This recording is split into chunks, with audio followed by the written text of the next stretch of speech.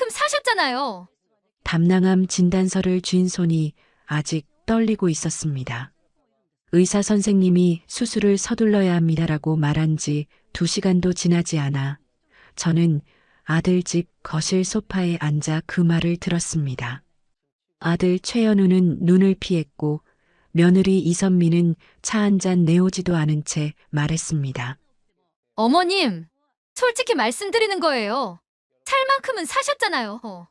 20년 전 제가 아들 손에 쥐어준 12억짜리 상가 건물. 그 월세 한 푼 받지 못한 채 제 통장에는 수술비 500만 원도 남아있지 않았습니다. 20년 헌신을 단 한 문장으로 지워버린 살점도 온기도 없는 혈육의 횡포였습니다. 저는 그날 울지 않았습니다. 화를 내는 대신 아주 차갑게 한마디만 했습니다. 맞아. 나 살 만큼 살았지. 석 달 뒤 아들 내외가 VIP 세입자들 앞에서 가장 득이양양하게 임대인 행세를 하던 그 계약서 안에서 나온 이름은 최현우가 아니었습니다. 역대급 소름사이다. 20년 만에 귀환 복수극. 지금 바로 시작합니다.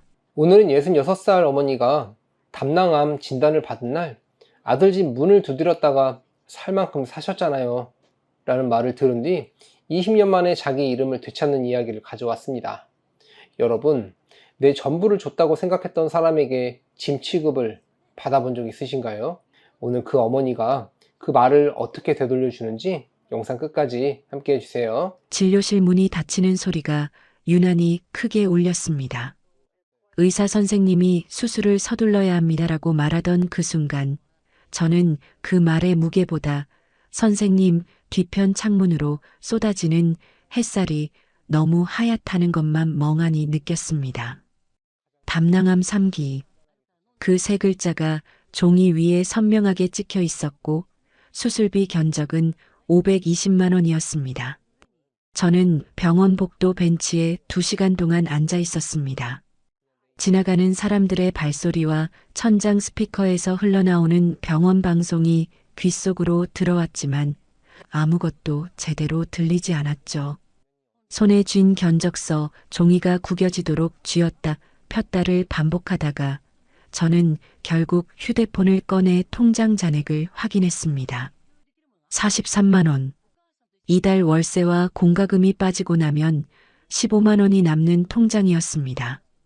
저는 그 숫자를 한 번 보고 한 번 더 보고 화면을 껐습니다. 66회를 살면서 단 한 번도 아들에게 손을 내밀어 본 적이 없었습니다. 아프다는 말도 힘들다는 말도 돈이 없다는 말도 입 밖에 낸 기억이 없었어요. 그런 제가 그날 520만 원짜리 수술비 견적서를 가방에 넣고 버스를 탔습니다. 아들 최연우가 이선미와 함께 사는 아파트로 향하는 버스였죠.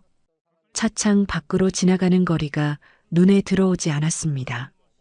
버스가 흔들릴 때마다 가방 안에서 견적서가 바스락거렸고 그 소리가 유독 크게 들렸습니다. 아파트 현관 초인종을 누르는 손가락이 이상하게 떨렸습니다. 초인종 소리가 울리고 잠시 후 현관문이 열렸을 때 현우의 얼굴이 보였습니다. 현우는 저를 보자 눈썹을 살짝 치켜 올렸습니다. 어머니. 연락도 없이 어쩐 일이에요? 문을 활짝 열어주지는 않았습니다. 저는 웃으면서 잠깐 할 얘기가 있어서라고 했고 그제야 현우가 반쯤 열린 문을 조금 더 당겼습니다. 거실에는 며느리 이선미가 소파에 앉아 있었습니다. 이선미는 제가 들어서는 것을 보고 고개를 한번 들었다가 다시 내려놓았습니다. 자리에서 일어서지 않았습니다. 차를 내오겠다는 말도 없었습니다. 리모컨을 만지작거리는 손만 아주 천천히 움직였습니다. 저는 소파 가장자리에 걸터 앉아 가방에서 진단서와 견적서를 꺼냈습니다. 현우야, 엄마가 담낭암 진단을 받았어. 수술을 해야 한다는데 형편이 당장 어려워서. 현우는 진단서를 받아들었습니다. 위아래로 한번 훑고는 테이블 위에 내려놓았습니다. 그 사이 이선미가 먼저 입을 열었습니다. 어머님, 솔직하게 말씀드려도 될까요? 저는 고개를 들었습니다. 살 만큼은 사셨잖아요. 수술을 해서 몇 년을 더 사신다고 해도 저희 형편도 지금 빡빡하거든요. 어머님도 아시잖아요. 말이 끝났습니다. 거실에 잠시 아무 소리도 없었습니다. 저는 이선미의 얼굴을 바라봤고 이선미는 시선을 피하지 않았습니다. 미안하다는 기색도 한순간의 망설임도 없었습니다. 그냥 할 말을 했다는 얼굴이었습니다. 가슴 어딘가에서 무언가가 얇게 금 가는 소리가 들리는 것 같았습니다. 소리가 나지 않는 균열이었습니다. 그 순간 20년 전 장면이 머릿속을 스쳤습니다. 현우가 처음 사업 자금이 필요하다며 찾아왔던 날 서류 한 장을 내밀며 했던 말이 떠올랐습니다. 어머니, 건물 명의만 잠깐 빌려주시면 돼요.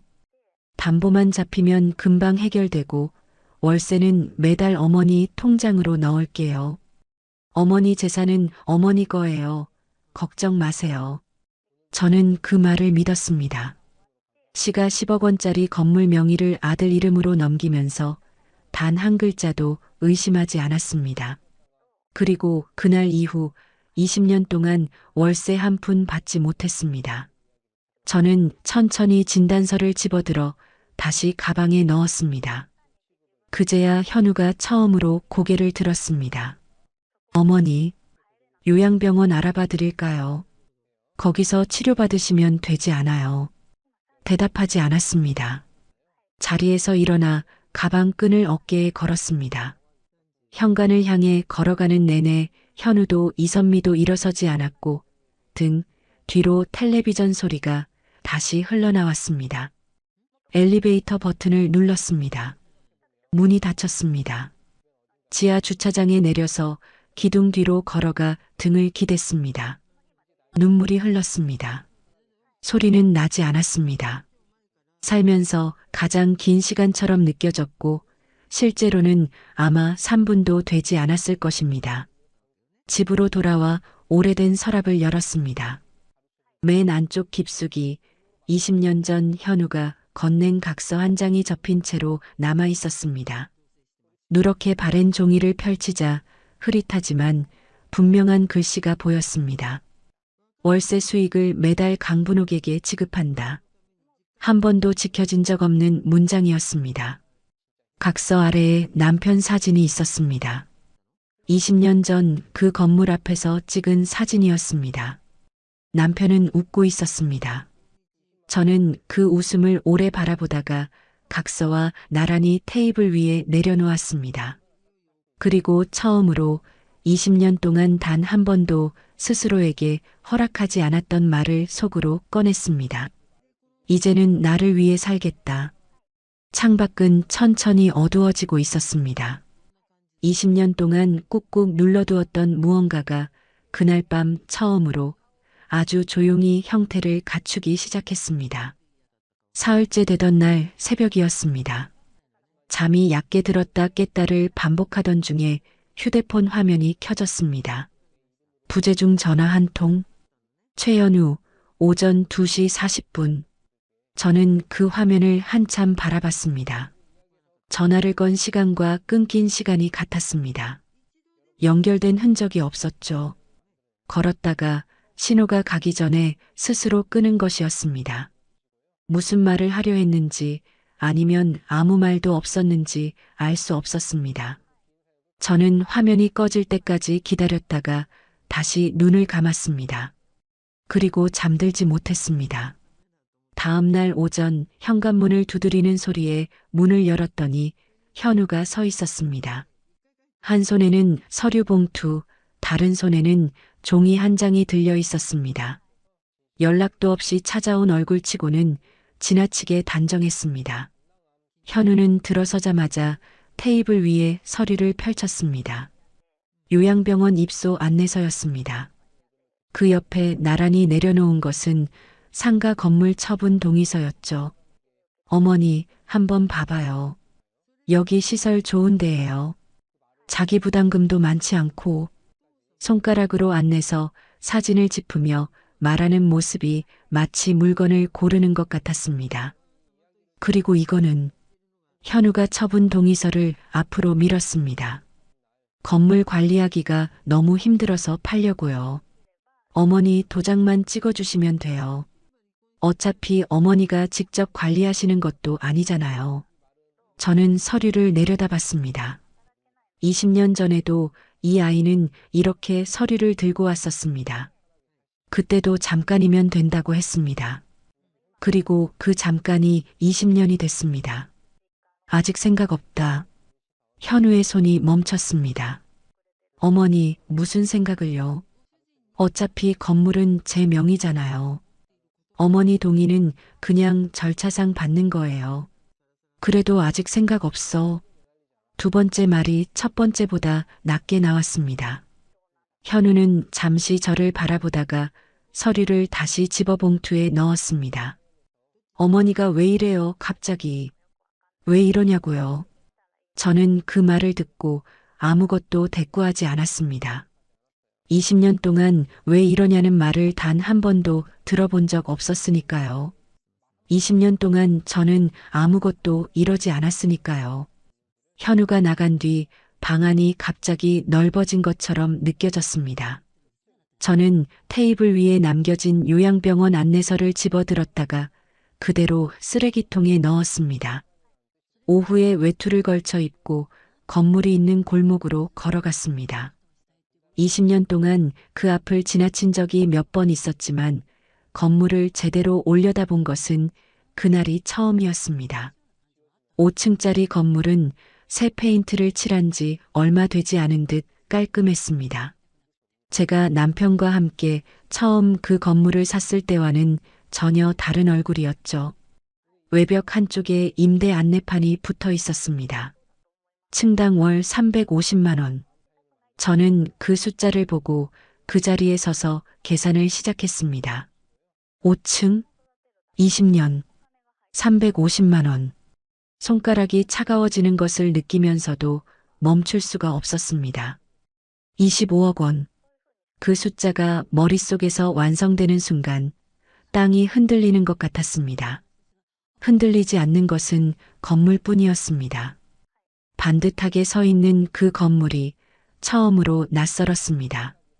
여러분, 이상하지 않습니까? 25억이라는 돈이 20년 동안 내 눈앞을 지나갔습니다. 그런데 저는 그것을 보지 못했습니다. 아니, 보지 않으려 했습니다. 현우가 사업에서 한번 실패할 때마다 저는 스스로를 다독였습니다. 내가 좀 더 보태면 된다고, 아들이 자리를 잡으면 언젠가는 제자리로 돌아올 거라고. 그 믿음이 20년이 되는 줄도 몰랐습니다. 죄책감이 눈을 가리면 사람은 이렇게 오래 멀 수도 있다는 것을 그 골목 앞에서 처음으로 인정했습니다. 그 주 금요일 저녁이었습니다. 퇴근길에 건물 골목을 지나는데 낯익은 목소리가 들렸습니다. 현우와 이선미였습니다. 중년 남자 한 명과 나란히 서서 건물 외벽을 가리키며 이야기를 나누고 있었죠. 새 세입자로 보였습니다. 이선미가 건물 입구 쪽을 손으로 가리키며 환하게 웃었습니다. 저는 그 웃음을 본 적이 없었습니다. 명절에도 병원 복도에서도 그 웃음은 한 번도 저를 향한 적이 없었습니다. 그 웃음이 저 건물을 향해 있었습니다. 저는 골목 입구에 서서 그 장면을 끝까지 봤습니다.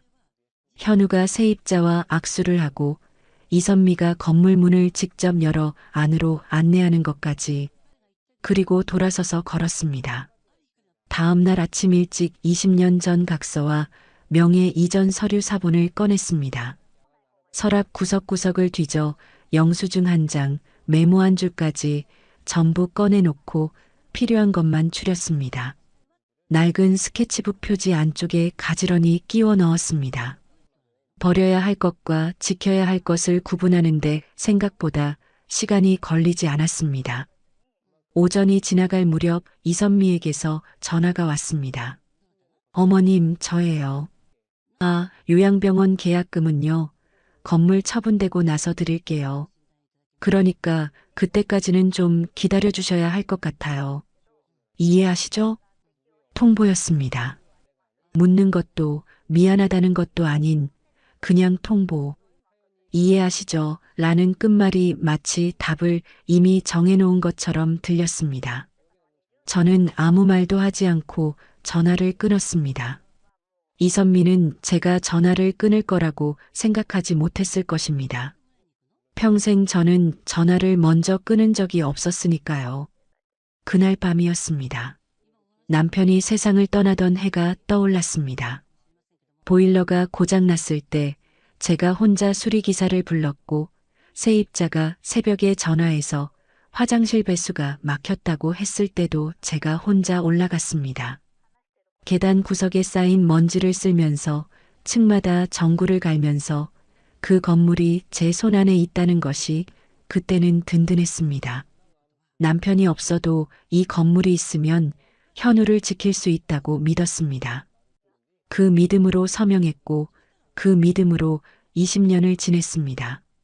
그런데 그 20년이 끝나는 날 저는 지하 주차장 기둥 뒤에서 소리 없이 울었고 아들은 요양병원을 알아봐 드릴까요? 라고 했습니다.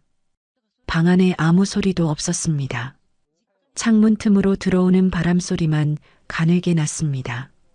그 20년치 기억들이 분홍의 안에서 슬픔으로 녹아내리는 대신 무언가 단단하고 차가운 것으로 굳어가고 있었습니다. 서서히, 아주 천천히. 하지만 한번 굳기 시작하자 멈추지 않았습니다. 저는 스케치북을 꺼내 책상 위에 올려놓았습니다. 그리고 처음으로 20년 전 그 건물을 처음 산 날 이후로 단 한 번도 꺼내본 적 없는 질문을 스스로에게 했습니다. 내가 이 건물의 주인이었던 것 아직 맞지 않습니까? 이튿날 아침부터 몸이 좋지 않았습니다. 항암 전 검사를 위해 대학병원에 다시 가야 했습니다. 담당 선생님이 수술 전에 혈액 검사와 영상 촬영을 먼저 해야 한다고 했던 것이 생각났고 예약 날짜가 바로 그날이었죠.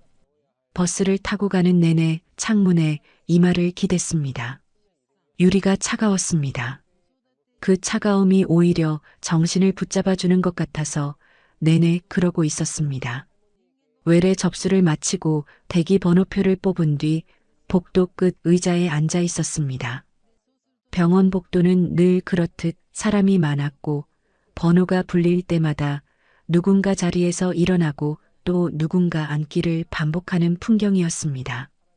저는 무릎 위에 가방을 올려놓고 멍하니 번호판만 바라보고 있었습니다. 그때였습니다. 할머니, 고개를 들었습니다. 복도 저편에서 이쪽을 향해 뛰어오는 아이가 보였습니다. 최아름이었습니다. 현우의 딸, 제 손녀. 하얀 명찰을 가슴에 달고 서류 더미를 안은 채 저를 보자마자 달려왔습니다. 할머니, 여기서 뭐 하세요? 어디 아파요? 아름의 눈이 제 얼굴을 훑었습니다. 저는 잠깐 무슨 말을 해야 할지 몰랐습니다. 법률 상담실 실습이야? 잘하고 있구나. 할머니, 그게 아니라 얼굴이 왜 이래요? 어디 아픈 거예요? 아름이 제 손을 잡았습니다. 그 손이 차가웠는지 더웠는지 잘 기억나지 않습니다. 다만 누군가의 손이 제 손을 잡았다는 것만 느껴졌습니다. 저는 잠시 아름의 얼굴을 봤습니다. 말하지 말아야겠다고 생각했습니다.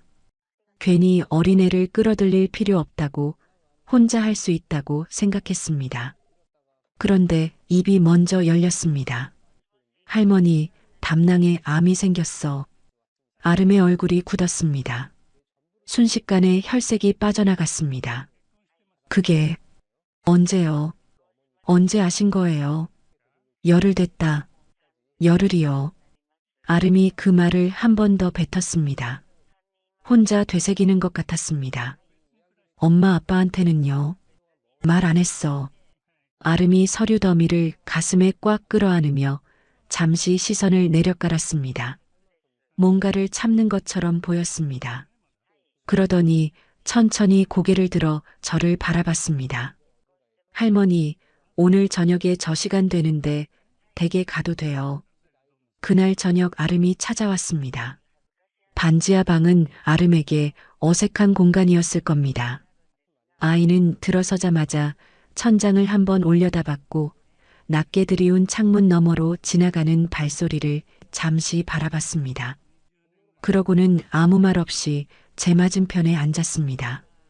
저는 서랍에서 스케치북을 꺼내 테이블 위에 올려놓았습니다. 아름이 표지를 열자 20년 전 각서와 명예 이전 서류 사본이 나왔습니다. 아름은 서류를 펼치고 한동안 아무 말도 하지 않았습니다. 읽는 눈이 빠르게 움직였습니다. 한 장이 끝나면 다음 장, 다음 장이 끝나면 또 다음 장. 중간에 손가락으로 특정 문장을 짚으며 다시 읽기도 했습니다. 저는 그 아이의 얼굴을 보고 있었습니다. 대학에서 법을 공부하는 22살짜리 손녀의 눈이 점점 좁아지는 것을 봤습니다. 아름이 각서를 손에 들고 말했습니다. 할머니, 이 각서에 공증 받으셨어요. 공증이 뭔지도 몰랐지. 서류 쓸 때 변호사나 법무사 같이 계셨어요. 아버지 친구분이라고만 했어. 아름이 각서를 내려놓았습니다. 그러고는 명예 이전 서류를 다시 집어들더니 손가락으로 가장 아래쪽 서명란을 짚었습니다. 할머니, 여기 서명하실 때 이게 증여계약서라는 말 들으셨어요. 잠깐 명의만 빌려준다고 했어. 담보만 잡히면 금방 해결된다고. 아름이 서류를 테이블 위에 조심스럽게 내려놓았습니다. 한 번 숨을 크게 들이쉬었습니다. 할머니, 응, 이거 그냥 명예 위탁이 아니에요. 다음 날 아름은 학교로 갔습니다. 법률 클리닉 담당 교수에게 서류 사진을 보여줬다고 나중에 말했습니다. 교수가 직접 등기부등본을 열람해 보자고 했다고도요. 아름은 그날 오후 수업이 끝나자마자 교수와 함께 서류를 들여다봤고 저녁 무렵 제 방에 다시 나타났습니다. 얼굴이 아침과 달랐습니다. 무언가를 꽉 쥔 사람의 얼굴이었습니다. 아름은 가방에서 메모지 한 장을 꺼내 테이블 위에 올려놓았습니다. 할머니, 지금 그 건물에 근저당이 8억 원 잡혀 있어요. 저는 그 말을 한 번에 알아듣지 못했습니다. 근저당이요. 은행에서 할머니 동의 없이, 할머니 서명 없이 설정된 거예요. 아빠 혼자 한 거예요. 방안이 조용해졌습니다. 냉장고 모터 소리만 낮게 깔렸습니다. 그리고요. 아름이 메모지를 손가락으로 짚으며 계속 말했습니다. 20년 전에 할머니가 서명하신 서류, 거기에 증여라는 말이 한 글자도 없어요. 공증도 없고 각서에 적힌 월세 지급 조건은 20년 동안 한 번도 이행된 기록이 없고. 아름의 목소리가 잠깐 떨렸습니다. 아이는 그것을 들키지 않으려는 듯 말을 이어갔습니다. 교수님이 그러셨어요. 조건부 명예 위탁이고 조건이 전혀 지켜지지 않은 게 입증되면 사기에 의한 계약 취소 소송이 가능하다고요. 저는 아름의 얼굴을 바라봤습니다. 이 아이가 하루 만에 혼자 다 알아온 것이었습니다. 여러분, 이상하지 않습니까? 20년 동안 제가 몰랐던 것을 손녀가 하루 만에 찾아냈습니다. 20년 동안 저는 그것을 알아보려 하지 않았고 이 아이는 하루 동안 알아보지 않을 수 없었던 것입니다. 저는 한동안 아무 말도 하지 못했습니다. 아름이 말한 내용들이 머릿속에서 하나씩 자리를 찾아가는데 시간이 걸렸습니다. 그러다가 한 가지만 말했습니다. 아름아, 네. 이건 내 엄마 아빠한테 절대 말하면 안 된다. 아름이 잠시 저를 바라보다가 천천히 고개를 끄덕였습니다. 더 묻지 않았습니다. 그 아이는 제가 왜 그 말을 했는지 이미 알고 있었을 것입니다. 아름이 돌아간 뒤 방 안에 혼자 남았습니다. 20년 전 서명하던 날이 떠올랐습니다. 현우가 서류를 내밀며 했던 말이 귀에 걸렸습니다. 어머니 재산은 어머니 거예요. 걱정 마세요. 그 말이 얼마나 정밀하게 설계된 문장이었는지를 20년이 지나서야 알았습니다. 걱정 마세요. 라는 말은 걱정해야 할 무언가가 있다는 것을 이미 알고 있는 사람만 쓰는 말이었습니다. 저는 스케치북을 다시 꺼내 테이블 위에 올려놓았습니다. 통장을 꺼냈습니다. 43만 원. 그 중에서 3만 원을 내일 찾아야겠다고 생각했습니다. 법무사 사무실에 전화해 상담 예약금이 얼마냐고 물었고 3만 원이라는 대답을 들었습니다. 수술비 500만 원을 거절당한 날로부터 정확히 열흘이 지나 있었습니다. 다음 날 오전 법무사 사무실에 갔습니다. 좁은 사무실이었습니다.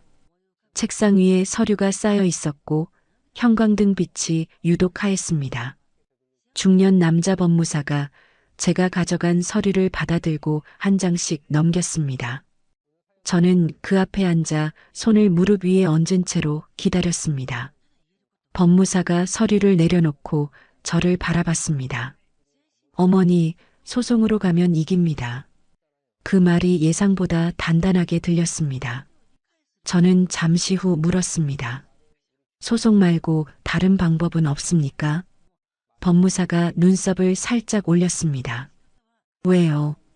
이기는 길이 있는데 아들이 눈치채기 전에 끝내고 싶어서요. 법무사가 잠시 저를 바라봤습니다. 그러더니 볼펜을 집어들고 메모지에 뭔가를 적기 시작했습니다. 저는 그 사람이 적는 것을 바라보면서 가슴속에서 처음으로 따뜻한 것이 아니라 단단한 것이 자리를 잡는 것을 느꼈습니다. 불꽃처럼 타오르는 것이 아니었습니다. 서서히 굳어가는 쇠처럼 아주 조용하고 차갑고 그리고 단단한 무언가였습니다. 법무사 사무실에서 돌아오는 길에 편의점에 들렀습니다. 캔커피 하나를 사서 문 앞 벤치에 앉았습니다. 차갑게 식은 알루미늄 캔이 손바닥에 닿았고 저는 그것을 한동안 열지 않은 채 들고 있었습니다. 법무사가 마지막에 한 말이 머릿속에 남아 있었습니다. 현우 씨가 눈치채지 않으려면 어머니가 아무것도 모르는 척 하셔야 해요. 아무것도 모르는 척? 저는 그 말이 생각보다 어렵지 않을 것 같다고 생각했습니다. 20년 동안 저는 이미 그렇게 살았으니까요. 단지 이번에는 내가 선택해서 모르는 척을 하는 것이었습니다. 그 차이 하나가 모든 것을 달랐습니다. 캔커피 뚜껑을 땄습니다. 한 모금 마셨습니다. 그리고 휴대폰을 꺼내 현우의 번호를 눌렀습니다. 신호가 2번 울리고 현우가 받았습니다.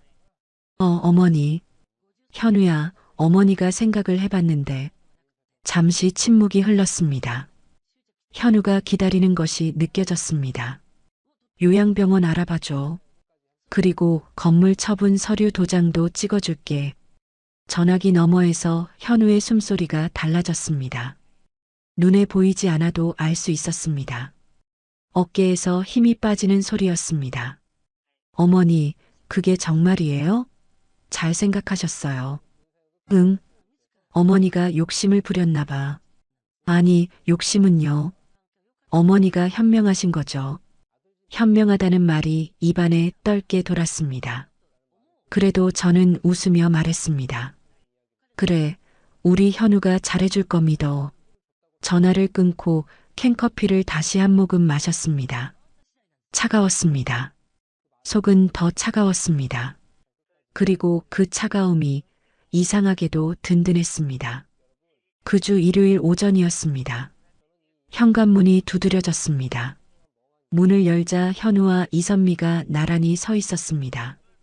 현우는 과일 바구니를, 이선미는 케이크 상자를 들고 있었습니다. 이선미가 먼저 말했습니다.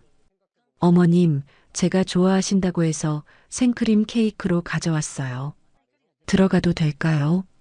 들어가도 되냐고 묻는 며느리는 처음이었습니다. 저는 문을 활짝 열었습니다. 방 안에 셋이 앉으니 좁았습니다.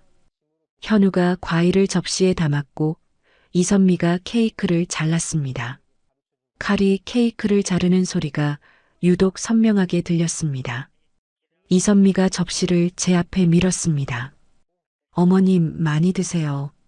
오늘은 우리 식구끼리 오랜만에 이야기도 하고. 식구, 그 단어가 이선미의 입에서 나왔습니다.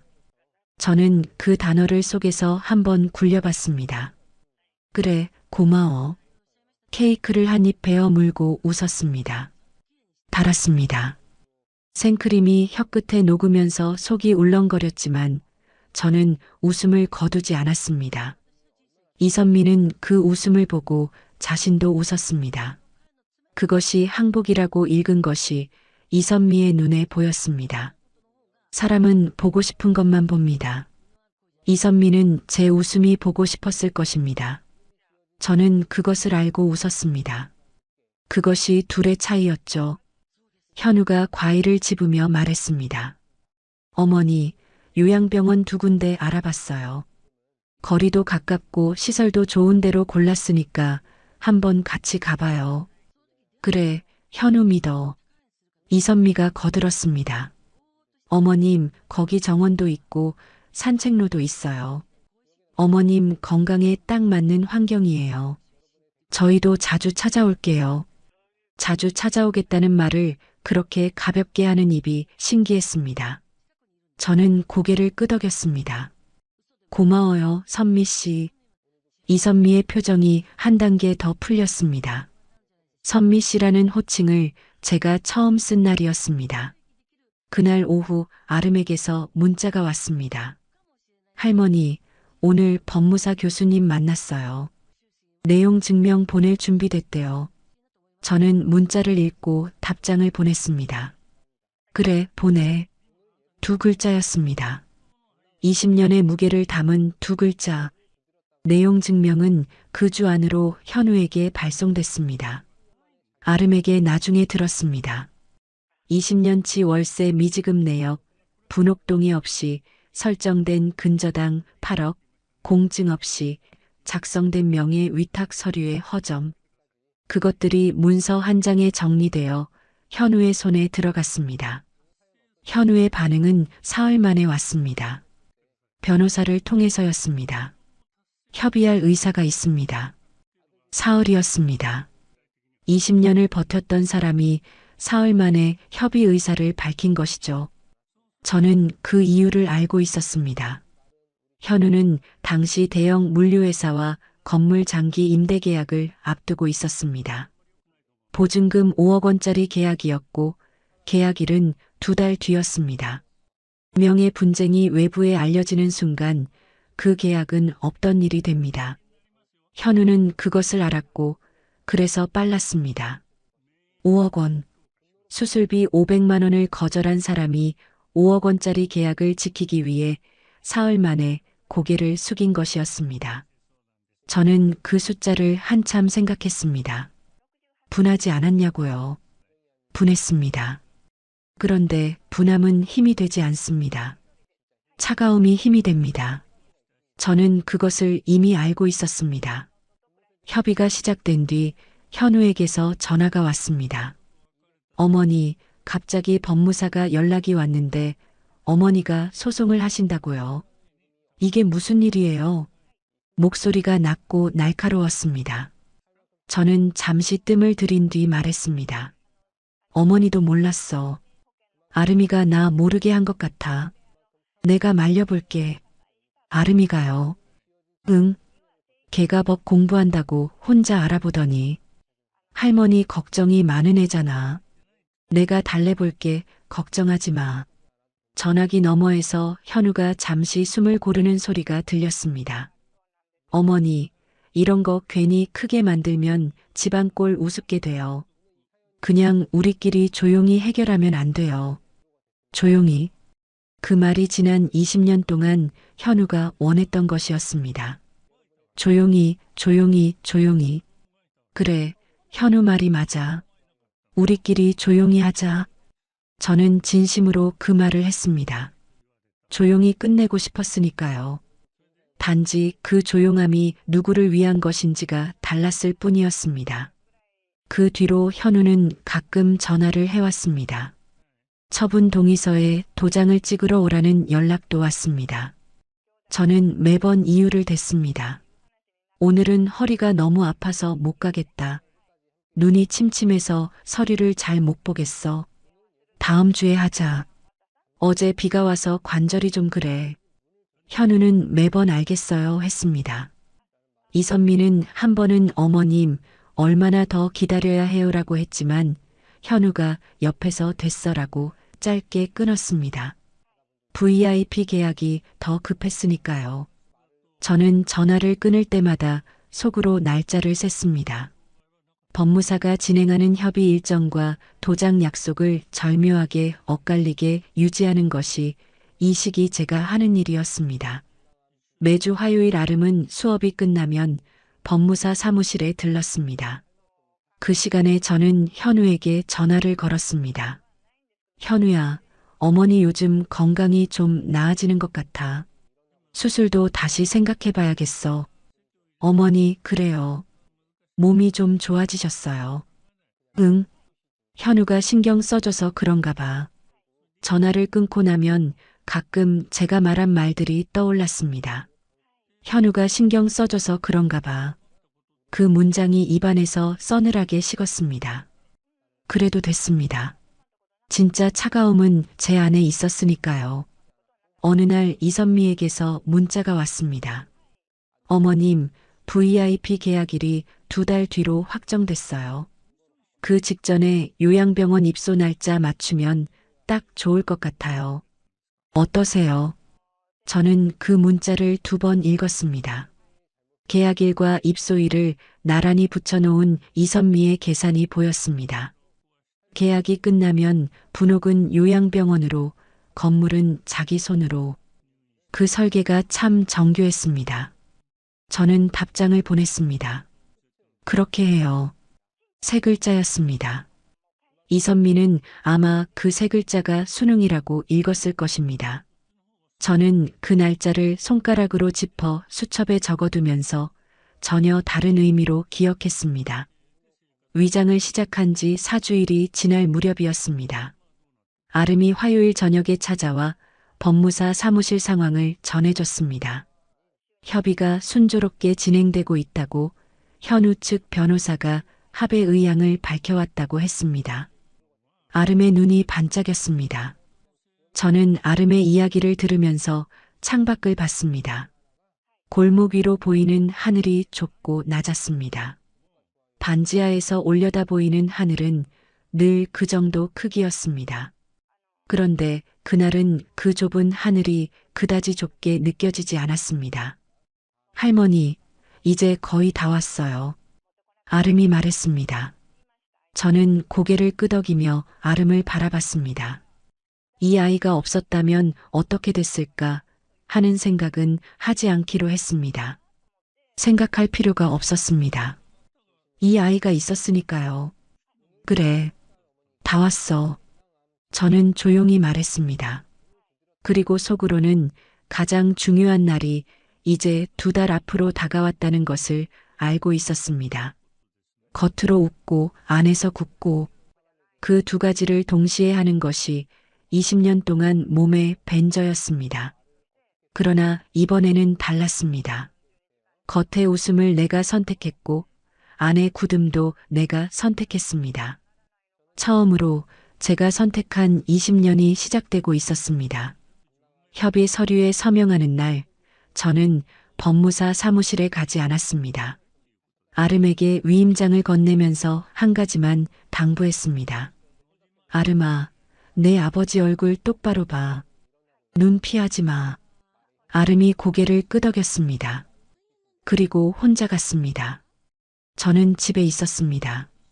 시계를 보지 않으려 했지만 자꾸 봤습니다. 약속 시간이 오후 2시였고 2시 15분에 아름에게서 문자가 왔습니다. 할머니, 됐어요. 2글자였습니다. 저는 그 2글자를 읽고 한참 동안 휴대폰을 무릎 위에 놓고 앉아 있었습니다. 눈물이 나올 것 같았는데 나오지 않았습니다. 이미 다 써버린 것 같았습니다. 지하 주차장 기둥 뒤에서 나중에 아름에게 들었습니다. 현우가 법무사 사무실 문을 열고 들어섰을 때 맞은편 자리에 아름이 앉아 있었다고요. 현우가 그 자리에서 굳었다고 했습니다. 눈을 한번 깜빡이고 법무사를 봤다가 다시 아름을 봤다고요. 아름은 시선을 내리깔지 않았습니다. 제가 당부한 대로 현우 옆에 있던 변호사가 귓속말로 뭔가를 했고 현우는 잠시 후 의자를 당겨 앉았다고 했습니다. 서명란에 도장을 찍을 때 손이 조금 떨렸다고 아름이 그것을 봤다고 했습니다. 그 이야기를 들으면서 저는 아무 말도 하지 않았습니다. 현우의 손이 떨렸다는 것이 가슴 한켠에서 아주 잠깐 무언가를 건드렸습니다. 그러나 그것이 무엇인지 이름을 붙이지 않기로 했습니다. 이름을 붙이면 흔들릴 것 같았으니까요. 수술은 그 다음 주에 잡혔습니다. 아름이 연결해준 의료비 지원 제도로 수술비 절반을 충당했습니다. 나머지는 아름이 제가 마련할게요라고 했고 저는 그 말만 믿고 수술대에 올랐습니다. 그 돈이 어디서 난 것인지는 그때는 몰랐습니다. 수술 당일 아침 수술복으로 갈아입고 침대에 누워 천장을 바라봤습니다. 형광등이 하얗게 빛났습니다. 마취가 시작되기 전에 눈을 감으면서 이상한 것 하나가 떠올랐습니다. 20년 전 건물 계단을 혼자 올라가던 날 남편이 세상을 떠난 지 사흘째 되던 날이었습니다.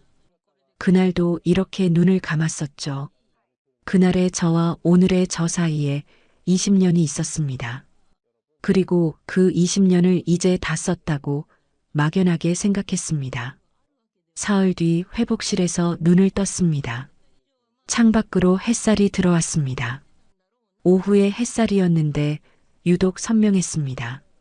눈이 부셔서 손으로 가리려다가 그냥 뒀습니다. 그 빛이 눈에 들어오는 것이 나쁘지 않았습니다. 수술 당일 현우와 이선미는 병원에 오지 않았습니다. 나흘 뒤에 왔습니다. 현우가 과일 바구니를 들었고 이선미가 그 뒤를 따랐습니다. 이선미가 병실 문을 열면서 먼저 말했습니다. 어머님, 수술이 잘 됐다니 정말 다행이에요. 저는 상체를 반쯤 일으키며 고개를 끄덕였습니다. 왔어.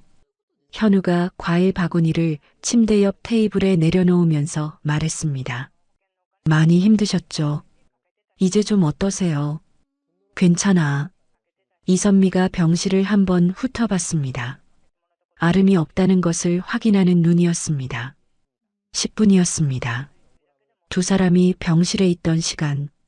나가면서 현우가 빨리 나으세요라고 했고 이선미가 다음에 또 올게요라고 했습니다.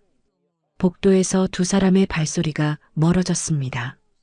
저는 과일 바구니를 한번 봤습니다. 사과 3개, 배 2개, 귤 5개. 20년치 월세 25억 원과 나란히 놓고 보자면 참 가벼운 무게였습니다.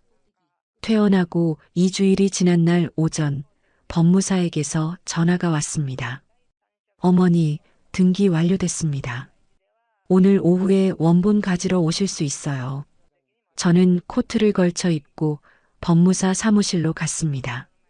법무사가 건넨 서류 봉투를 받아들고 의자에 앉아서 열었습니다. 등기부등본이었습니다. 맨 위에 소유권 이전 내역이 있었고 임대일란에 이름이 찍혀 있었습니다. 강분옥. 저는 손가락 끝으로 그 세 글자를 천천히 짚었습니다. 강분옥. 20년 전에도 이 자리에 이 이름이 있었을 텐데 그때는 보지 않았습니다. 20년 만에 처음으로 제 이름 세 글자를 이 서류에서 확인했습니다. 그리고 그것이 이렇게 단단하게 느껴진 것도 처음이었습니다. 법무사가 조용히 말했습니다. 고생 많으셨어요, 어머니. 저는 고개를 들어 그 사람을 잠시 바라봤습니다. 고생했다는 말을 들은 것이 언제였는지 기억이 나지 않았습니다. 감사합니다. 그 말만 했습니다. 그걸로 충분했습니다. 집에 오는 길에 시장에 들렀습니다. 미역을 샀습니다. 마늘 한 통, 참기름 한 병, 소고기 조금. 계산하면서 5,900원이 나왔습니다. 딱 그만큼만 샀습니다. 집에 돌아와 냄비에 물을 올렸습니다. 미역이 물속에서 천천히 불어나는 것을 보면서 이상하게 그날이 생일처럼 느껴졌습니다. 진짜 생일이 아니었습니다. 그런데 살면서 맞은 어느 생일보다 이날이 더 제 날 같았습니다. 혼자 국을 끓이고 혼자 밥을 펐습니다. 혼자 밥상 앞에 앉았습니다. 미역국 한 숟가락을 떠서 입에 넣었습니다. 따뜻했습니다. 짜지도 싱겁지도 않았습니다. 딱 제가 좋아하는 간이었습니다. 20년 동안 저는 제가 어떤 간을 좋아하는지 생각해 본 적이 없었습니다. 그날 처음 알았습니다. 저녁 무렵 현관 두드리는 소리가 났습니다. 아름이었습니다. 손에 편의점 비닐봉지를 들고 있었습니다. 컵라면 2개와 삼각김밥 하나였습니다. 할머니, 미역국 있어요. 마침 잘 됐다. 같이 먹자. 아름이 들어와 국그릇을 받아들고 밥상 맞은편에 앉았습니다. 두 사람이 나란히 미역국을 먹었습니다. 컵라면은 안 뜯었습니다. 밥을 먹다가 아름이 숟가락을 내려놓으며 말했습니다. 할머니, 저 사실 말 안 한 게 있어요. 저는 국을 뜨다가 멈추지 않고 그냥 마셨습니다. 뭔데? 수술비 나머지요. 제가 편의점 야간 아르바이트 2달 했어요. 잠시 소리가 없었습니다. 220만 원 모았어요. 할머니한테 말하면 못하게 할 것 같아서 말 안 했어요. 저는 숟가락을 내려놓았습니다. 아름을 바라봤습니다. 22살짜리 아이가 새벽 편의점에서 2달을 일한 것이었습니다. 할머니를 위해서 말도 없이 입이 열리지 않았습니다. 무슨 말을 해야 할지 몰랐습니다. 고맙다고 하면 너무 작은 말 같았고 왜 그랬냐고 하면 너무 틀린 말 같았습니다. 아름이 다시 숟가락을 들며 말했습니다. 미역국 식어요, 할머니. 저는 그 말에 웃음이 났습니다. 눈물과 웃음이 동시에 나왔는데 웃음이 이겼습니다. 그래. 숟가락을 다시 들었습니다. 20년 동안 지키려 했던 것이 아들이라고 생각했습니다. 그런데 그날 저는 알았습니다. 20년 동안 지켜진 것은 아들이 아니었습니다. 이 아이였습니다. 밤새 편의점 계산대 앞에 서서 220만 원을 모은 이 아이가 20년 동안 제가 지키려 한 것의 진짜 이름이었습니다. 그 다음 날부터 조용히 움직였습니다. 법무사를 통해 기존 세입자들에게 공문을 발송했습니다. 임대인이 바뀌었으니 월세 이체 계좌를 변경해 달라는 내용이었습니다. 현우명의 계좌에서 강분홍명의 계좌로. 세입자들은 군말 없이 응했습니다.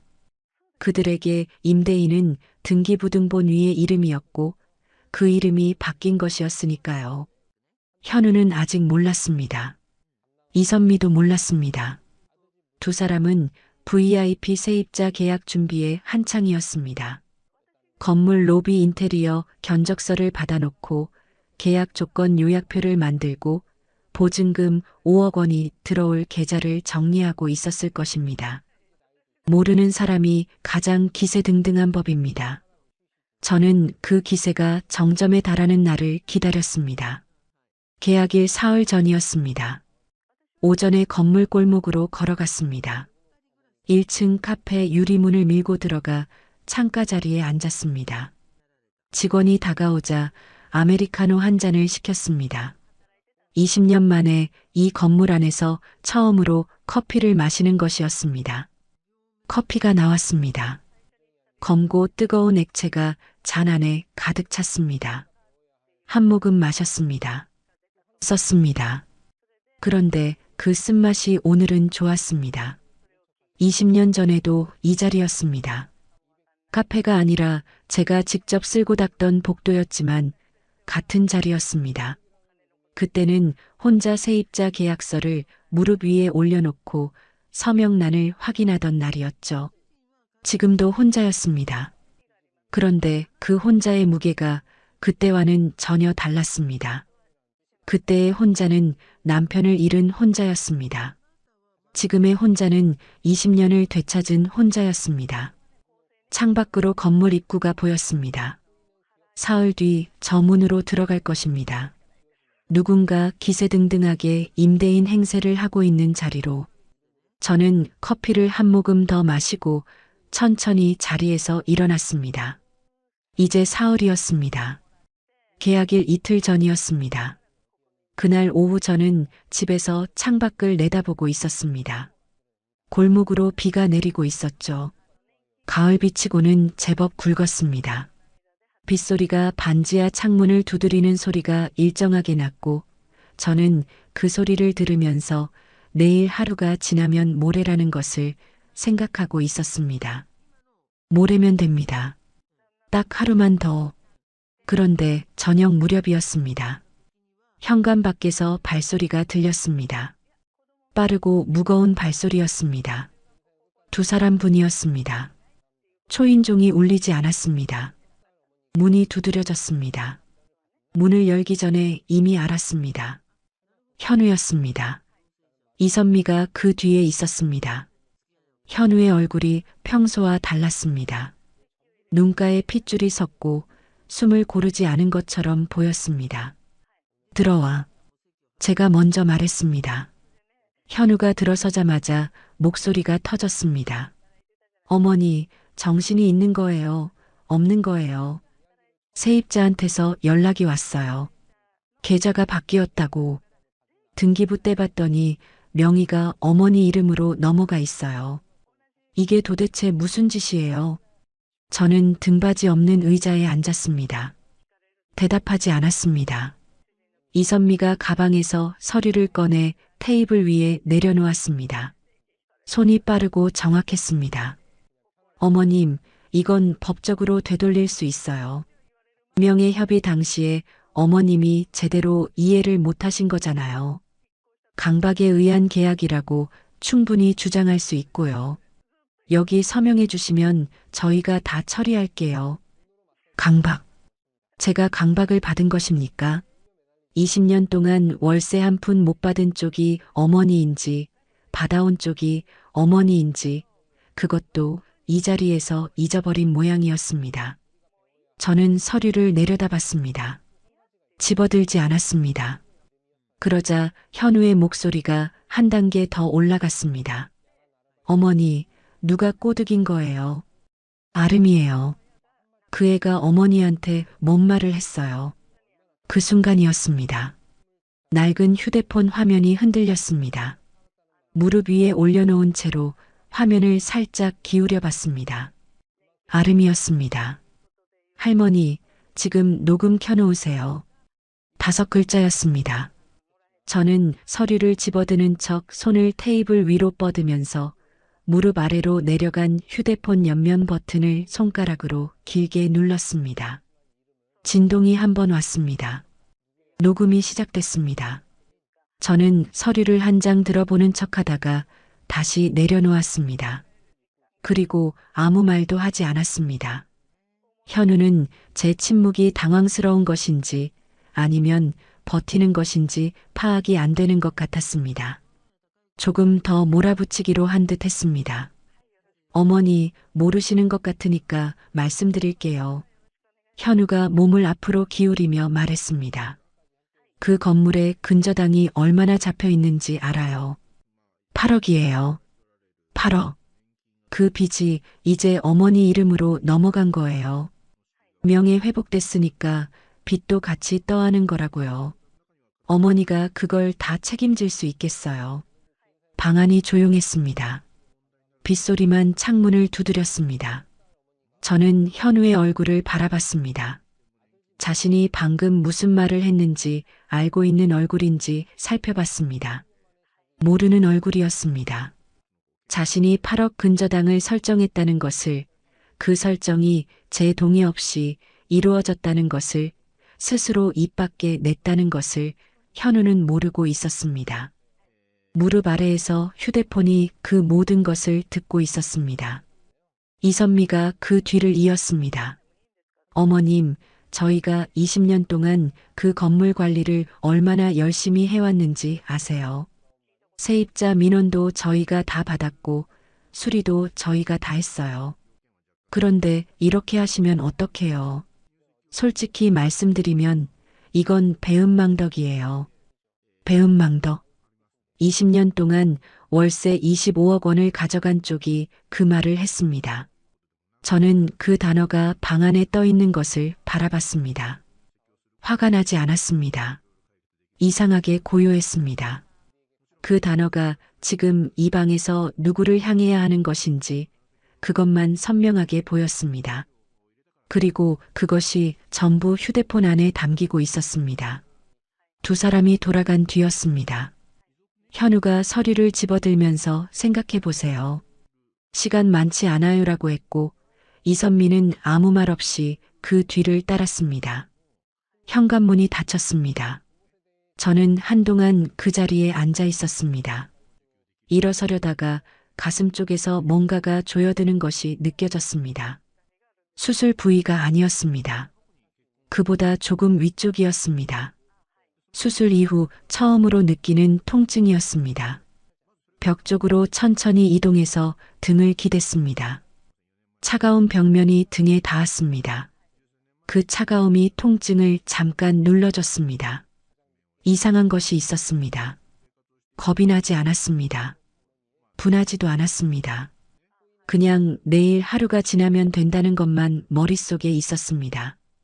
딱 하루, 저는 벽에 기댄 채로 휴대폰을 들었습니다. 녹음 파일을 확인했습니다. 재생 시간이 22분이었습니다. 저는 재생하지 않았습니다. 들을 필요가 없었습니다. 이미 그 안에 무엇이 들어있는지 알고 있었으니까요. 아름에게 문자를 보냈습니다. 아름아, 할머니 집에 올 수 있어. 30분도 되지 않아 현관 두드리는 소리가 났습니다.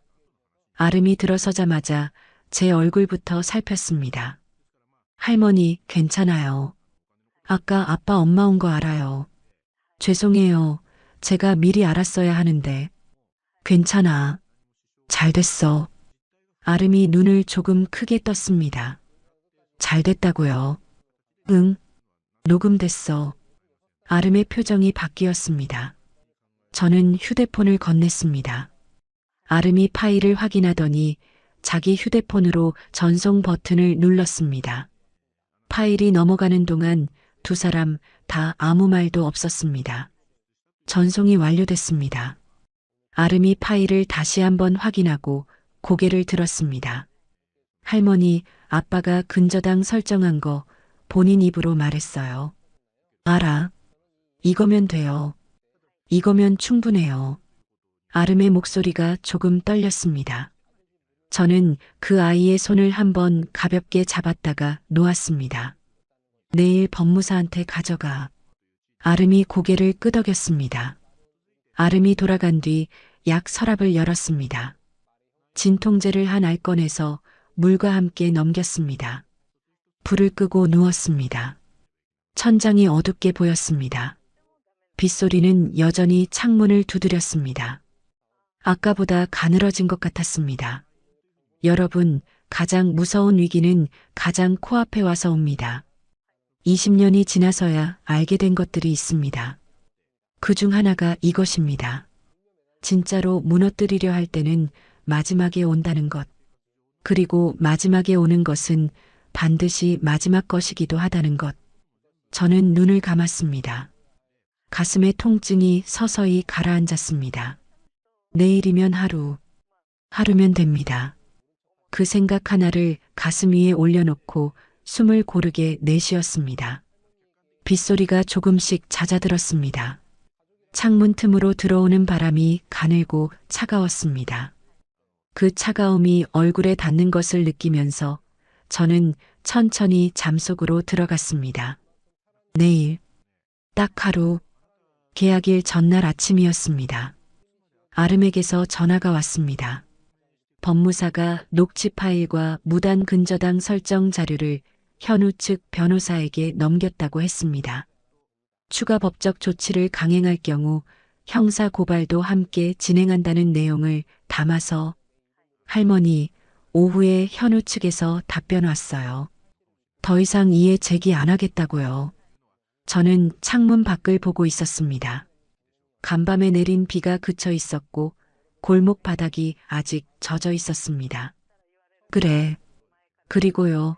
아빠 변호사 통해서 연락이 하나 더 왔는데 아름이 잠깐 말을 멈췄습니다. 계약 자리에 할머니가 참석하지 않는 것으로 해달라고요. 저는 아무 말도 하지 않았습니다. 할머니?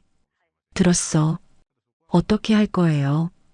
창밖 골목 바닥의 빗물이 햇살에 마르기 시작하고 있었습니다. 젖었던 것이 마르는 데는 그리 오래 걸리지 않는다는 것을 저는 이 골목 앞에서 20년 동안 봐왔습니다. 내가 갈 거야. 전화기 너머에서 아름이 숨을 한번 들이쉬는 소리가 들렸습니다. 알겠어요. 법무사 선생님께 말해둘게요. 오후에 법무사 사무실에 들렀습니다. 법무사가 서류 봉투를 테이블 위에 올려놓으며 말했습니다. 등기부등본 원본이랑 위임장, 계약 관련 서류 전부 준비했어요. 어머니가 임대인으로 행사하실 수 있는 건 다 챙겼습니다. 저는 봉투를 받아들었습니다. 묵직했습니다. 종이 몇 장의 무게가 아니었습니다. 20년치 무게였습니다. 내일 저도 동행하겠습니다. 법무사가 말했습니다. 감사합니다. 저는 봉투를 가방에 넣으면서 법무사에게 한 가지를 물었습니다. 제가 그 자리에 들어가면 계약이 어떻게 됩니까? 법무사가 잠시 저를 바라봤습니다. 실제 임대인이 나타난 거니까요. 현우 씨 명의로는 계약을 진행할 수 없게 됩니다. VIP 세입자 측에서 판단해야겠지만 등기부등본 보고 나면 답은 하나예요. 저는 고개를 끄덕였습니다. 그걸로 충분했습니다. 계약일 당일 아침이었습니다. 평소보다 1시간 일찍 일어났습니다. 세수를 하고 거울을 봤습니다. 66살의 얼굴이었습니다. 주름도 있었고 수술 후 아직 혈색이 다 돌아오지 않은 것도 보였습니다. 그래도 괜찮았습니다. 제 얼굴이었으니까요. 20년 만에 처음으로 미용실 문을 밀었습니다. 어서 오세요. 어떻게 해드릴까요? 단정하게만 해주세요. 파마도 드라이도 아닌 그냥 단정하게. 미용사가 빗으로 머리를 정리하는 동안 저는 거울 속 제 얼굴을 바라봤습니다. 미용사의 손이 움직일 때마다 머리카락이 자리를 잡아갔습니다. 작은 변화였습니다. 그런데 그 작은 변화가 거울 속 사람을 조금씩 달라 보이게 했습니다. 미용실에서 나와 집으로 돌아와 장롱을 열었습니다. 맨 안쪽 비닐 커버 안에 감색 정장 재킷이 있었습니다. 남편 장례식 날 입었던 것이었습니다. 그 뒤로 한 번도 꺼내지 않았죠. 비닐을 벗겼습니다. 재킷을 꺼내 펼쳤습니다. 옷걸이에 걸린 채 20년을 있었는데 형태가 그대로였습니다. 천천히 걸쳐 입었습니다. 소매 끝을 한 번씩 당겨 정리했습니다. 거울을 봤습니다. 낯설지 않았습니다. 오히려 오래된 것이 돌아온 것 같았습니다. 잃어버렸다고 생각했는데 장롱 안에 있었습니다. 20년 동안 건물로 향하는 길이었습니다. 오후 1시 40분이었습니다. 약속 시간까지 20분이 남아 있었습니다. 골목 어귀에서 법무사와 만났습니다. 법무사가 가방을 고쳐들며 말했습니다. 준비되셨어요? 네. 아름이 건물 입구 계단 아래에 서 있었습니다. 저를 보자 뛰어오려다가 걸음을 줄였습니다. 재킷을 입은 저를 위아래로 한번 봤습니다. 말이 없었습니다. 그냥 웃었습니다. 아무 말 없이 웃는 얼굴이 남편을 닮아 있었습니다. 저는 그것을 모른 척했습니다. 지금 울 수는 없었으니까요. 건물 앞에 잠시 섰습니다. 올려다봤습니다. 5층짜리 건물이 오후 햇살을 받아 서 있었습니다. 20년 전에도 이 앞에 서본 적이 있었습니다. 남편과 처음 이 건물 계약서에 서명하고 나오던 날이었죠. 그날 남편이 건물을 올려다보며 말했습니다. 분호가 이거 잘 지키자. 저는 그랬다고 했습니다. 그리고 지켰습니다. 20년이 걸렸지만 지켰습니다. 아름이 옆에서 조용히 말했습니다. 할머니, 현우 씨 인사말이 오후 2시에 시작해요. 끝나면 들어가는 거예요. 저는 시계를 봤습니다. 오후 1시 55분이었습니다. 알아.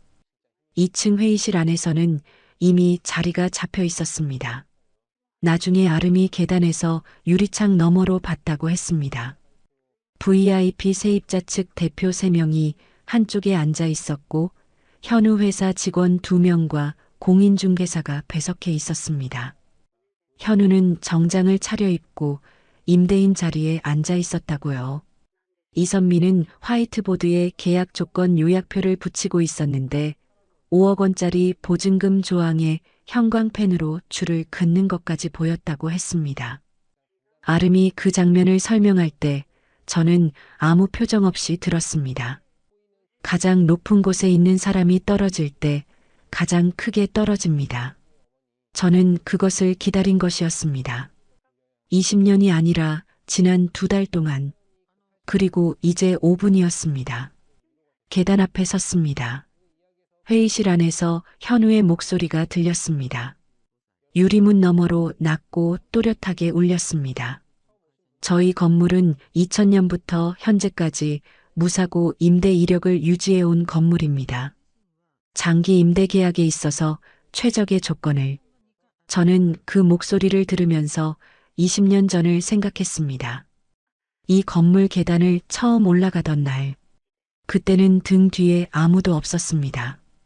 지금도 아무도 없었습니다. 그런데 달랐습니다. 그때의 저는 혼자라는 것이 무서웠습니다. 지금의 저는 혼자라는 것이 아무렇지 않았습니다. 혼자서 20년을 버텼고 혼자서 20년을 되찾았으니까요. 법무사가 옆에 서서 시계를 보다가 조용히 말했습니다. 어머니, 지금이에요. 저는 한 번 숨을 고르게 들이쉬었습니다. 내쉬었습니다. 재킷 소매를 한 번 더 당겼습니다. 그리고 발을 뗐습니다. 계단 첫 번째 칸, 두 번째 칸, 세 번째 칸, 오후 2시였습니다. 회의실 문이 눈앞에 있었습니다. 저는 손을 뻗어 손잡이를 잡았습니다. 차가웠습니다. 그 차가움이 손바닥을 타고 올라왔습니다. 당겼습니다.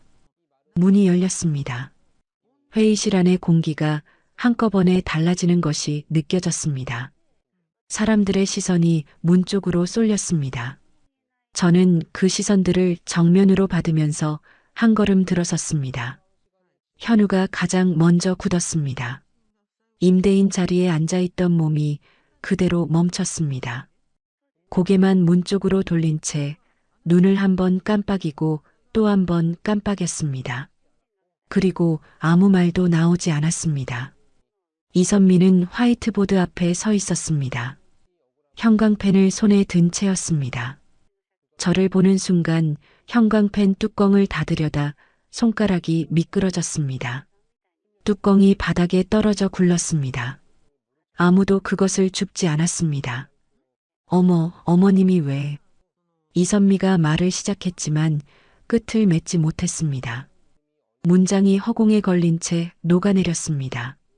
법무사가 제 뒤로 들어서며 VIP 세입자 측 자리로 걸어갔습니다. 서류 봉투에서 등기부등본 원본을 꺼내 대표 앞에 내려놓았습니다. 대표는 서류를 받아들고 첫 줄부터 읽었습니다. 소유권 이전 내역. 임대인란. 강분옥. 대표가 천천히 자리에서 일어났습니다. 그리고 저를 향해 고개를 숙였습니다. 어머님이 실제 임대인이신 거군요. 처음 뵙겠습니다. 회의실 안에서 가장 조용한 순간이었습니다. 현우 회사 직원 2명이 서로 눈을 마주쳤고 공인중개사가 볼펜을 내려놓는 소리가 유독 선명하게 들렸습니다. 현우가 그제야 자리에서 일어섰습니다. 잠깐요, 이건 오해입니다. 어머니가 저한테 위임을 하신 형태라서 실질적으로는 제가 관리를. 법무사가 현우의 말을 자르지 않았습니다. 그냥 기다렸습니다. 현우가 말을 이어가는 동안 법무사는 2번째 서류를 꺼냈습니다. 20년 전 각서였습니다. 그 옆에 월세 지급 이행 기록 부재네요. 그 옆에 무단 근저당 설정 확인서. 마지막으로 전날 밤 현우 본인이 8억 근저당 설정 사실을 스스로 인정한 녹취록 요약본. 법무사가 그것들을 테이블 위에 하나씩 내려놓으면서 말했습니다. 20년 전 계약 당시 증여사실 미명시, 공증부재, 월세 지급 조건 이행 기록 없음, 그리고 임대인 동의 없이 설정된 근저당 8억 원이 모든 내용이 서류로 확인됩니다. 회의실 안이 완전히 조용해졌습니다. 현우의 입술이 한번 움직였지만 아무 소리가 나오지 않았습니다. 이선미가 화이트보드 옆에 선 채로 계약 조건 요약표를 바라봤습니다. 형광펜으로 줄을 그은 5억 원짜리 보증금 조항이 그대로 붙어 있었습니다. VIP 세입자 측 대표가 조용히 말했습니다. 저희로서는 실제 임대인을 확인하고 계약을 다시 진행해야 할 것 같습니다. 그러더니 저를 향해 명함을 내밀었습니다. 어머님께 직접 연락드리겠습니다. 대표가 현우가 아닌 저쪽을 향해 몸을 돌려 앉았습니다. 그 작은 방향 전환 하나가 현우의 2달을 지웠습니다. 이선미가 먼저 움직였습니다. 화이트보드에서 계약 조건 요약표를 잡아 뜯으려다가 손이 떨려 제대로 되지 않았습니다. 그러다가 저를 똑바로 바라보며 말했습니다. 어머님, 지금 이러시면 가족이 아니에요. 우리가 20년 동안 어머님 위해서 얼마나. 저는 이선미를 바라봤습니다. 그 얼굴을, 병원 복도에서 살 만큼 사셨잖아요를 했던 그 얼굴을, 차 한 잔 내오지 않던 그 손을 10분 만에 병실을 나가던 그 등을. 저는 천천히 입을 열었습니다. 선미 씨, 나도 그 말 20년 전에 하고 싶었어요. 이선미의 입이 닫혔습니다. 가족이면 수술비 500만 원도 못 빌려줍니까? 가족이면 살 만큼 사셨다는 말이 나옵니까? 나는 20년 동안 가족한테 그 말을 듣고 싶어서 기다렸는데 오늘에야 제가 하는군요. 방 안에 있는 누구도 말하지 않았습니다. VIP 세입자 측 직원 한 명이 시선을 내려깔았습니다. 공인중개사가 수첩을 덮었습니다. 현우가 테이블을 돌아 제 앞으로 걸어왔습니다. 2걸음, 3걸음, 그리고 무릎을 꿇었습니다. 회의실 바닥에 정장 바지 무릎이 닿는 소리가 났습니다. 이선미가 그 옆에 따라 꿇었습니다. 2 사람이 제 앞에 나란히 무릎을 꿇고 있었습니다. 현우가 고개를 들어 저를 봤습니다. 어머니, 잘못했어요. 제가 잘못했어요. 다 돌려드릴게요. 다 갚을게요. 한 번만. 저는 현우의 얼굴을 내려다봤습니다. 새벽 2시 40분에 전화를 걸었다가 끄는 아들이었습니다. 무슨 말을 하려 했는지 끝내 알 수 없었던 그 전화. 저는 그 밤을 떠올렸습니다. 그리고 한 발짝도 움직이지 않았습니다. 이선미가 매달렸습니다. 어머님, 저도 잘못했어요. 제가 너무 심했어요. 앞으로는 정말 잘할게요. 자주 찾아뵐게요. 어머님이 원하시는 거 다 할게요. 자주 찾아오겠다는 말.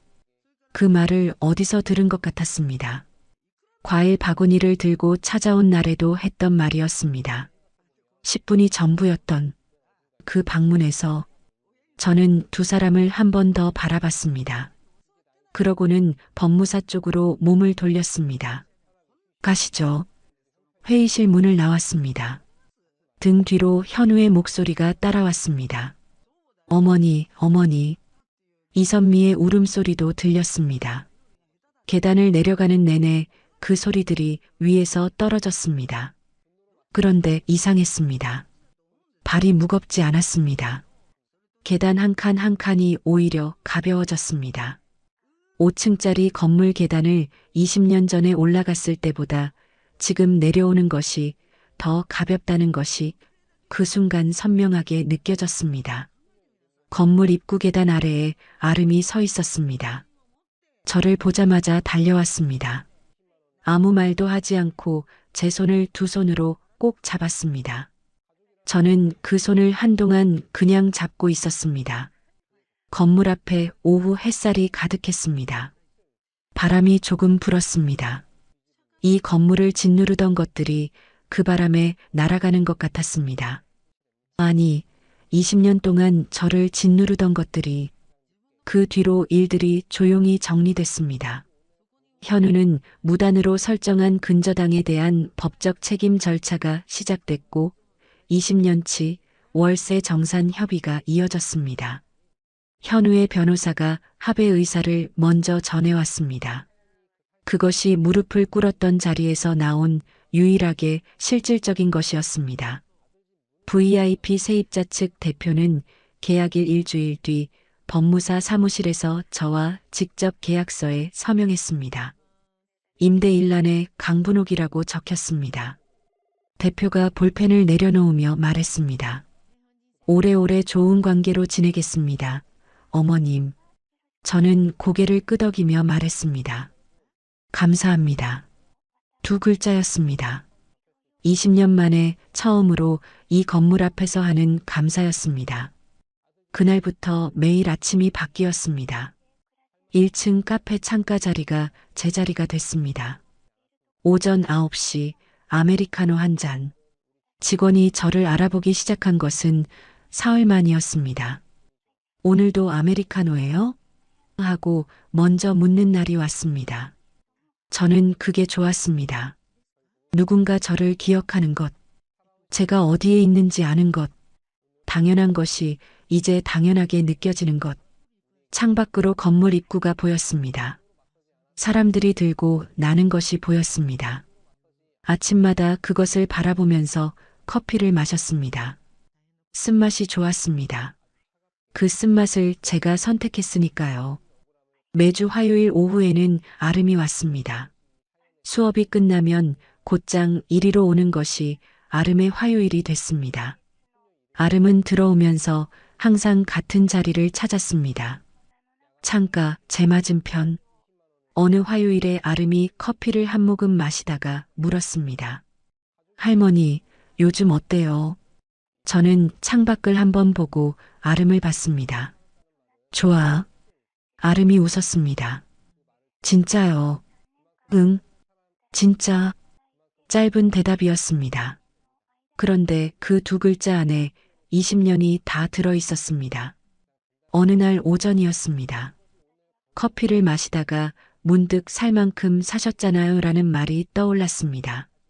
그 말을 처음 들었던 날 병원 복도 벤치에서 혼자 앉아있던 그 오후가 떠올랐죠. 그때는 그 말이 칼처럼 들어왔습니다. 가슴 어딘가에 금이 가는 소리가 났었습니다. 그런데 그날 카페 창가에서 그 말을 다시 떠올리자 이상하게 다른 뜻으로 들렸습니다. 맞습니다. 살 만큼 살았습니다. 단지 그 살만큼이 아직 끝나지 않았고 진짜 제 살만큼은 지금부터라는 것을 이제 알았습니다.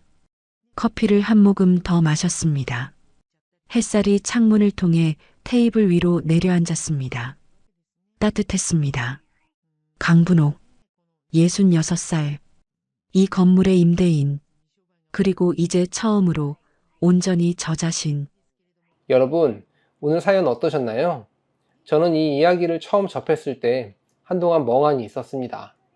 담낭암 진단을 받은 날 아들 집 문을 두드린 어머니에게 돌아온 말이 살 만큼 사셨잖아요 였다는 것이 쉽게 읽히지 않았습니다. 그런데 생각해보면 이 말은 우리 주변 어딘가에서 이미 일어나고 있는 일입니다. 말의 형태가 다를 뿐이죠. 이제 나이도 있으신데 그냥 편하게 쉬시지. 우리도 형편이 어려워서. 결국 같은 말입니다.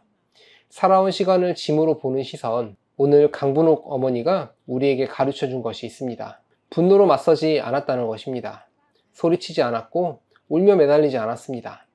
대신 조용히 아주 차갑게 준비했습니다. 20년치 억울함을 감정이 아닌 증거로 바꿨습니다. 그것이 이 사연에서 우리가 배워야 할 진짜 힘입니다. 또 한 가지가 있습니다. 소녀 이름이었어요. 부모 세대의 잘못을 모른 척하지 않았어요. 야간 아르바이트로 220만 원을 모으면서도 할머니에게 말 한마디 하지 않았습니다. 가족이라는 이름이 얼마나 따뜻할 수 있는지를 이 22살 아이가 보여줬어요.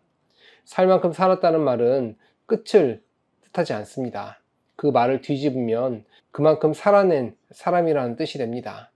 이름이 지어진 채 20년을 버텼지만 가장 늦게, 가장 단단하게 되찾은 사람. 그것이 오늘 강분옥 어머니의 이야기였습니다. 호의는 기억되지 않아도 됩니다. 하지만 이름은 지어지면 안 됩니다. 누구의 어머니, 누구의 아내가 아닌 그냥 내 이름으로 불려야 하는 때가 반드시 옵니다. 오늘 이 사연이 그 사실을 잊고 계셨던 분들께 작은 위로가 됐으면 합니다. 오늘 이야기에서 가장 기억에 남는 장면이 어디였는지 댓글로 남겨주세요. 여러분의 댓글 하나가 다음 사연을 만들어냅니다. 오늘도 긴 사연 끝까지 함께 해주셔서 진심으로 감사합니다. 항상 건강하시고 행복하세요. 감사합니다.